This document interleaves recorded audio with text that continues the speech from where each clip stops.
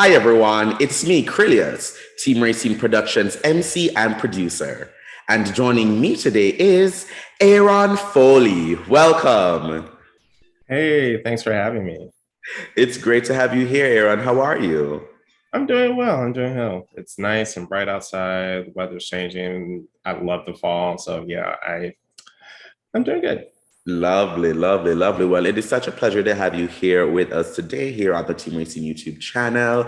And the way how we like to kick things off here is just have our guests introduce themselves to our audience and let them know a little bit about your background and experience. Sure. So I'm Aaron Foley. I am a writer, author, journalist from Detroit, but now living in Brooklyn. And I just recently published my first novel, which is called Boys Come First. It's a book about three gay Black men. They're all best friends living in the city of Detroit, where I'm from. And they're kind of just dealing with their trials and tribulations with life, with relationships and dating and friendships and careers and stuff like that. And um, I I write those types of stories, whether it's fiction or journalism, just to kind of reflect the Black experience, the queer experience, the Detroit experience, which is something I've done for a long time now. So, yeah. Certainly. And you think about Detroit, the place that you're from, and obviously it has had a huge impact on the work you do, the kind of work you do, and the kind of stories that you like to tell. How is it now different? How is it different for you now living in Brooklyn and, being in a different space with a different vibe, its own culture? And do you think that will eventually influence some of your work moving forward? It could. I've lived in Detroit and Michigan, my entire life up until 2 years ago. And I think it's important for people to kind of leave their hometown for a little bit because you can see where you're from through a different lens. You can see its greatness, you can see its faults. No city is without that.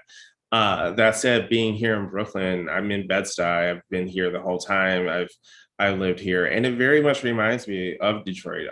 There's Detroit is majority Black, as is Bed-Stuy, but here, some of the things that influences me here is just the diaspora here that doesn't always exist in other places. There's African American, African, West Indian, all of the, Dominican and all of the Black diaspora is kind of concentrated here in Brooklyn that you don't always see here in all the different accents and things like that, and all the different food and cuisine and fashion and swag and music. And I love being here. It'll definitely influence what I do going forward. Wonderful, wonderful. And let's talk about the book because, as you said, it depicts three best friends from Detroit. They're queer, they're Black, and kind of looking at those kind of experiences. Tell me, was it inspired by some of your experiences growing up there and with maybe friends and around you?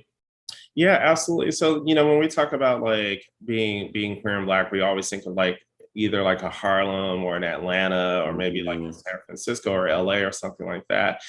And these are all wonderful in DC. These are all like wonderfully diverse places where queerness is definitely at its height. But all of these places in between, like Detroit, like Chicago, don't always get talked about as much. And so I wanted to talk about like, what it is like to be queer and Black in a majority Black city, in a city in the Midwest. And it is kind of like, I was looking at some of my own experiences. I was looking at experiences of my friends, especially when it comes to just trying to have it all, I guess. You have three different characters in this book, all in their early 30s, and they're hitting some milestones with dealing with their parents getting older, and is their career getting to the place where they need it to be, but also they're thinking about marriage, they're thinking about relationships, they're not young and free in the club anymore. They're starting to get older and taking Advil every day when they wake up because their back hurts. So that might be me, but all of this from us in Detroit itself. Kind of like in Brooklyn too, in some places at least. Detroit is changing. You know, I mentioned that it's a majority Black city, but another thing, another aspect that the three characters are dealing with is the fact that the city's changing. You're seeing a lot of non-Black people coming into the city, in a city that is historically not had that population for a very long time. So you know, there's a little bit of a gentrification theme in there too. And so how do they navigate all of this while navigating their own identities? Oh, wonderful, wonderful. Tell me about the title, Boys Come First. It's kind of a little wink and a nod, I guess. Uh-huh. I mean, it is a book about friendship, right? You know, there's a line in there like midway through the book where it's just like, you know, my boys come first. You know, I wanted to kind of write about the testament of Black queer friendship, of Black boy friendship, and stuff like that. That again, we don't see a lot of that in books and literature, or even just pop culture. Period. I mean, like Noah's Ark is probably like the first, the last, the only big example of where we even saw something like that. But you know, there are some adult situations, let's say, that that do happen in the book where, you know, if you pick it up and read it, you might understand why the title kind of has that little wink in it. So wonderful, wonderful. And as you said, you are a journalist. What kind of things do you like to cover when it comes to journalism, and how did you kind of use that journalism experience and use some of that experiences for fiction writing, and what how did those differences showcase themselves, if any? Absolutely, yeah. So, like, my entire career, for the majority of my career, has been trying to like amplify stories from communities of color. The journalism industry, I mean, it's no secret. We all know it is very difficult to get headway and a foot in if you are a journalist of color. To get some of those stories told. So I've spent a good chunk of my career just trying to tell stories about Detroit, tell stories about Black Detroiters, tell stories about people of color, all those sorts of things. And I realized that one, I've always had this urge to kind of write creatively as well as write journalistically. And so I wanted to do some kind of fiction novel type work anyway. But two, I also realized by kind of having this specific story about Black queerness in Detroit, it can serve just as much of the purpose as journalism. It can entertain, it can inform, it can educate, it can teach somebody who's not familiar with this world, whether they're from Detroit or not.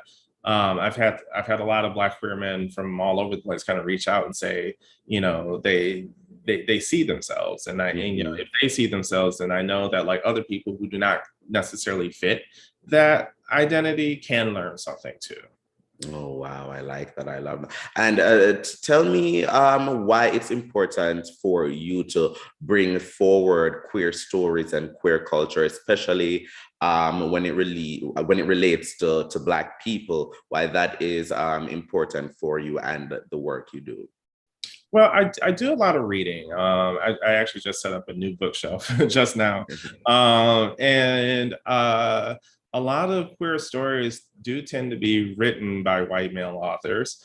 A lot of the characters are white men just like them. And it's just like when we talk about like some of the, you know, top 20 books about LGBT history or anything like that, you might get James Baldwin in there. But it kind of like begins and ends with James Baldwin a lot of times. A lot of the great queer literature is very white.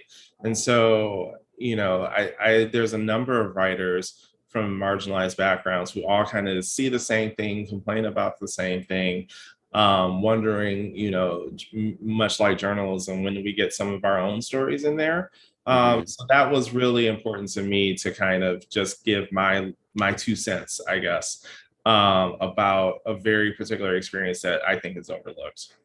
Certainly, certainly. Well, Aaron, how can people pick up the book? Where can they go to pick up the book, and how can they keep up with you and keep up with everything that you're doing and all updates? You know, I didn't know until I was, interestingly enough, talking to a gentleman on a dating app recently, that if you live in New York, it's available at Barnes and Noble.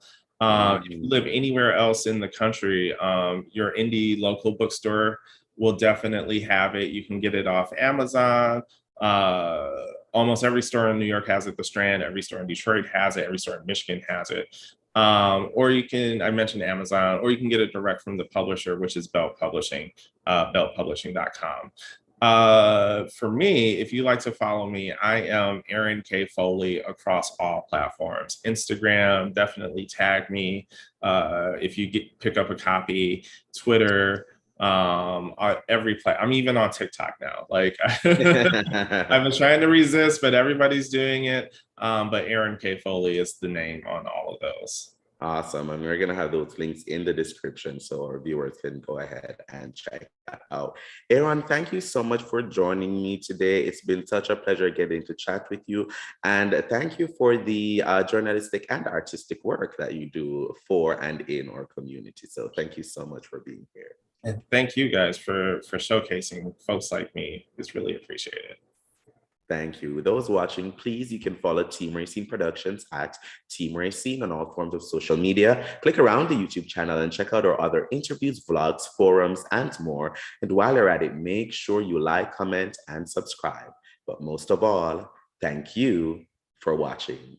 Bye, everyone.